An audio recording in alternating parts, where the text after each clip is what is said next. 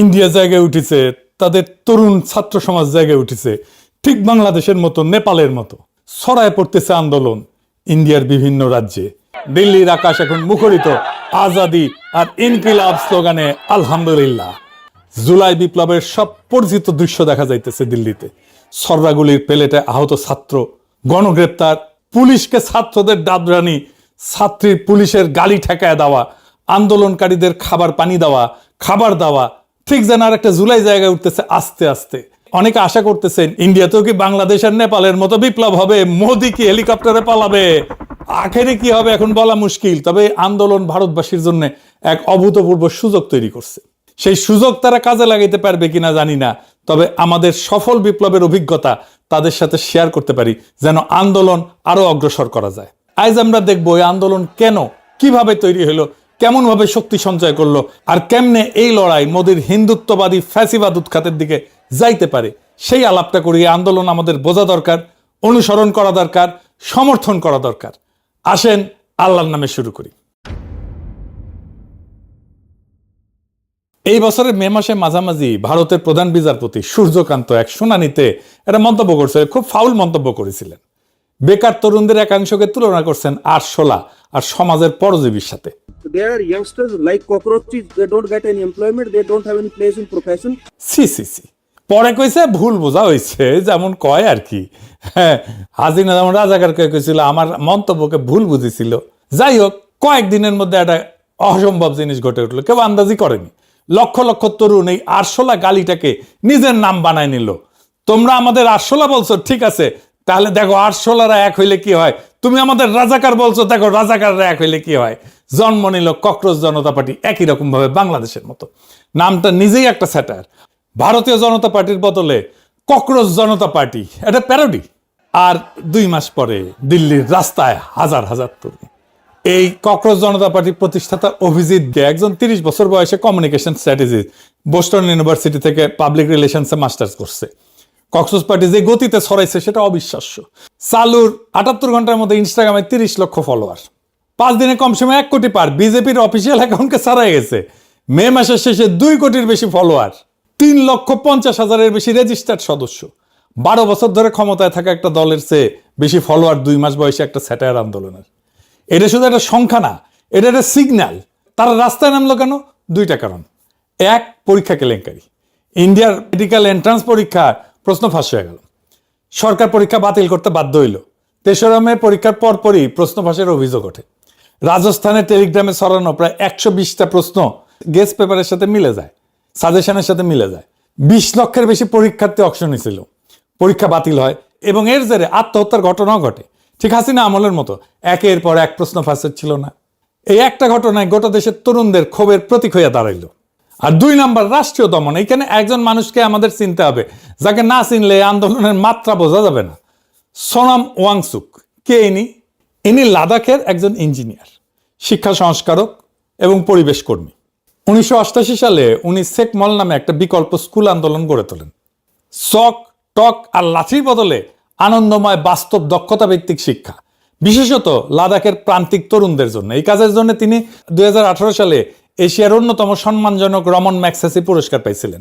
পরে 2019-এ অনুচ্ছেদ 370 বাতিল এবং লাদাখকে বিধানসভাহীন কেন্দ্রশাসিত অঞ্চল বানানোর পর থেকে তিনি লাদাখের সাংবিধানিক সুরক্ষা এবং রাজ্যের মর্যাদার দাবিতে বারবার অনশন করছেন। কিন্তু ইন্ডিয়া জুড়ে সাধারণ মানুষ তাকে অন্য একটা কারণে চেনে। কথিত আছে 2009-এর ব্লকবাস্টার 3 ইডিয়টসের আমির খানের অভিনীত যে চরিত্র ছিল ফুনসুং ওয়াংডু, এইটা ওয়াংচুকের আদলে তৈরি। নামেও কিন্তু মিল আছে, ওয়াংডু আর ওয়াংচুক। চরিত্রটার সাথে ওয়াংচুকের মিল কিন্তু স্পষ্ট।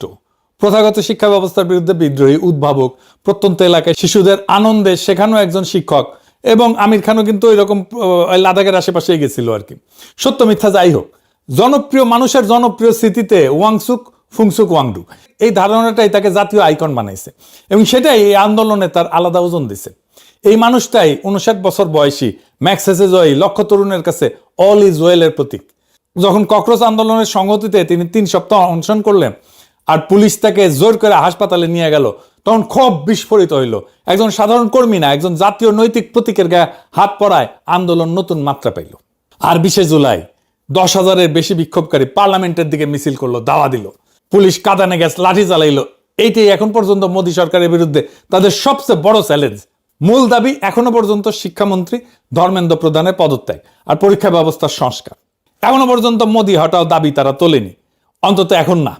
আমাদের জুলাই বিপ্লবও কিন্তু শুরু হয়েছিল কোটা সংস্কারের দাবিতে, একটা পেটি বুর্জোয়া দাবি নিয়ে। সেটাই হাসিনা উৎখাতের লড়াই হয়ে গেল। এই আন্দোলনটার সাথে জড়ায় আছে তরুণদের বঞ্চনা আর অনিশ্চিত ভবিষ্যতের ঘটনা। হঠাৎ করে কিন্তু এটা জ্বলে ওঠেনি তরুণেরা। মোদির শাইনিং ইন্ডিয়ার নিচে কোন অন্ধকার জমে আছে সেটা কেউ ঠাউর করতে পারেনি, কিন্তু এই অর্থনৈতিক সংকটই তরুণদের সরাসরি আঘাত করছে আর তরুণেরা গর্জে উঠছে। এই সংখ্যাগুলো একটু দেখে নি।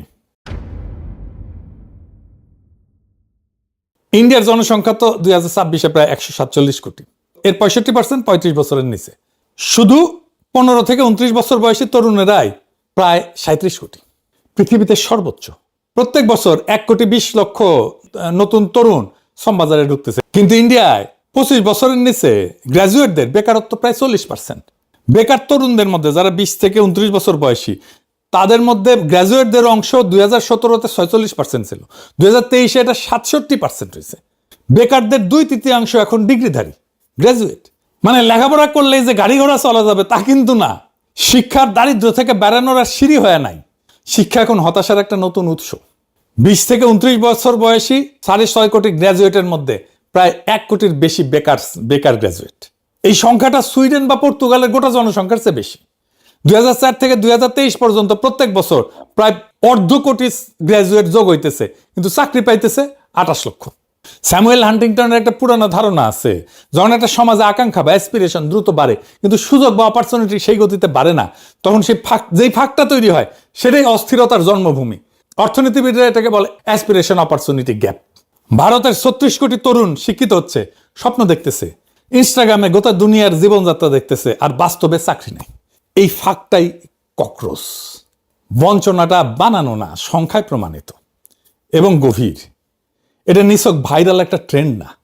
ভারতের তরুণরা অনেকবারই রাজপথে নামছে, এইবারও নামছে, রাজনৈতিক পরিবর্তনও আনছে। আসেন সেইগুলো আমরা একটু ফিরে ফিরে দেখি। ভারতের ছাত্র তরুণদের আন্দোলন এটা নতুন কিছু না। এই আন্দোলনগুলো দেখলে একটা প্যাটার্ন কিন্তু ধীরে ধীরে বাড়ায় আসে। 1974-এ গুজরাট আর বিহারের কলেজগুলোয় ছাত্রগুলো রাস্তায় নামলো। দাবি খুবই সাধারণ, সেনা দাবি, শিক্ষার ফি কমাও, খাবারের দাম কমাও, দুর্নীতি থামাও। আগের বছর ফসল মার খেয়েছিল ওই অঞ্চলে, খাদ্য উৎপাদনে ধস নামছে, মূল্যস্ফীতি থেকে প্রায় 17%। মানুষের পেটে টান পড়ছে, আর ছাত্ররা সেই ক্ষোভের প্রথম কণ্ঠস্বর হয়ে উঠল। কিন্তু ছাত্র আন্দোলনের একটা চিরকালীন সমস্যা আছে, উত্তেজনা থাকে, সংগঠন থাকে না।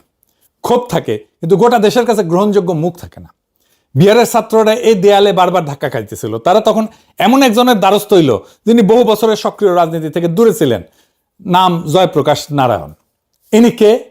ভারতের স্বাধীনতা সংগ্রামের একজন কিংবদন্তি। ব্রিটিশ বিরোধী আন্দোলনে জেল খাটছেন, সমাজতন্ত্রী নেতা হিসেবে নেহরুর সমসাময়িক। কিন্তু স্বাধীনতার পর উনি ক্ষমতার রাজনীতি আর করেননি, ছেড়ে দিচ্ছেন। মন্ত্রিত্ব দেওয়া হয়েছিল ওনাকে, প্রস্তাব ফিরাই দিচ্ছেন উনি প্রস্তাব। উনি সামাজিক আন্দোলন করতেন, ভূমিহীনদের সাথে কাজ করতেন, জমিদারদের কাছ থেকে জমি নিয়ে গরিবদের বিলাই দিতেন। তার মানে ওনার কোনো পদ ছিল না, দল ছিল না, ক্ষমতার লোভ ছিল না। ঠিক এই কারণেই তার কথার ওজন ছিল অন্য সবার চেয়ে বেশি। 1974 সালে তার বয়স 72 বছর, শরীর ভাঙা, হার্টের রোগ। ছাত্র তখন থেকে নেতৃত্ব নিতে অনুরোধ করলো, একটা শর্ত দিয়েছিলেন যে আন্দোলন হইতে হবে সম্পূর্ণ অহিংস। তারপর রাজি হয়েছিলেন উনি, খেলা ঘুরে গেল। জয়প্রকাশ যোগ দেওয়ার আগে ওইটা ছিল বিহারের ছাত্রদের একটা আঞ্চলিক ক্ষোভ, যোগ দেওয়ার পরে সেটা হয়ে দাঁড়ালো একটা জাতীয় নৈতিক অভিযান। ইনি নাম দিলেন সম্পূর্ণ ক্রান্তি, সম্পূর্ণ বিপ্লব।